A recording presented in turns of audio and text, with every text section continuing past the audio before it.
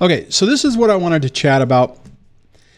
I was perusing Facebook like I don't like to do, and I saw a question where a person, I'll just say a person, was struggling that they had not seen their kids in probably a little over a year. And the question was, I think I'm going to go ambush them at church, and just so I can tell my kids that I love them. And one of the things, if you're new to this channel, you may not have heard me say this before, but I'll say this right now. This is not a marathon, or not a sprint, it's a marathon, and you need to focus not on the individual battles, but how you win the overarching war. It is so easy to get caught up in the early stages of this because, and I mean, a year can still be early.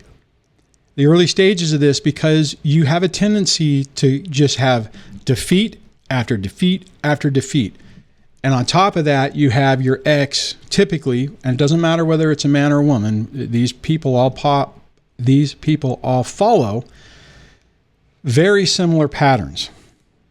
And that pattern is to be smug and to have that big S-eating grin on their face, so to speak, because they feel like they're winning. The worst thing that you can do at this stage, if you're at that stage, is to react.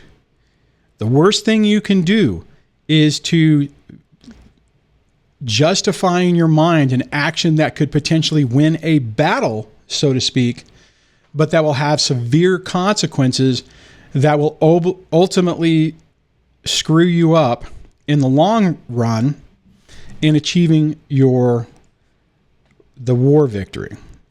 And here's the deal. Like in that particular scenario, that person wants to see their child, and that person wants a reasonable amount of custody. There's a handful of things that you need not do in this stage. The first one is do not do anything that violates any protective order or any order, especially a protective order, to accomplish, to win the battle. The battle being, I'm going to go talk to my child, or I'm going to do something that's going to, be a victory point. Because typically what will happen, especially if you have an order of protection, if you do something that violates a court order, they will more than likely immediately run back to court or run to the law enforcement. If it's set up as such that where they can just say, hey, Billy broke this order of protection, they might just go arrest you. And then now you're dealing with a whole nother situation, and that's going to make it a lot more complicated. The last thing you want is a criminal case and a family court case, because typically what the game on that is that a narcissistic, toxic, manipulative, evil adversary will use that to get you gummed up in that, and then try to force the issue to have custody dealt with so that the criminal side of it is still in the mix. So it's like, oh, you can't have custody because there's this whole other thing going on and we're not sure. So we're going to go ahead and just decide. We're going to just decide and base this off of what's immediately going on right now, even though it's unsubstantiated. In family court, they're not going to give you the presumption of innocence. They're going to go, oh, crap, that's not good. We're going to err on the side of caution, and now you're dealing with probably a permanent order of custody that severely limits your interaction, maybe even makes it supervised or none. So don't add that drama back in or into your situation. Just don't do that to yourself. That was actually my recommendation to this person, is like, no, do not do that. Do not go ambush your kid just so you can see him and say something to him, because you might win that battle, but ultimately it could devastate your future. So stay focused on that. The other part about this that I just want to say, don't, in your desperation, because typically the other thing that will typically happen is the other side, your ex or their attorney will say, hey, you know what? Why don't we just, I know you haven't seen your kids in a year, 18 months, whatever the case may be. You know, let's just get this done. Why don't you just agree to full custody to the other parent? You can have them one weekend a month or worse. You know, maybe you can see them for dinner one day a week, and you can have them for a few hours on a weekend, and we'll just get this over with. I've known too many, I haven't heard about this recently, but in the beginning days of this channel, I absolutely would have people who got caught up in that trap and then agreed to a custody visitation schedule just so they could see their kids. They were so desperate to have some type of interaction that they agreed to this. And what you don't understand, or maybe you might not understand in the beginning parts of this, is a person like this is never going to be your friend, is never going to play fair. You know, you can think, okay, we'll do this and we'll just agree later to have more. They'll more than likely, they will never do that.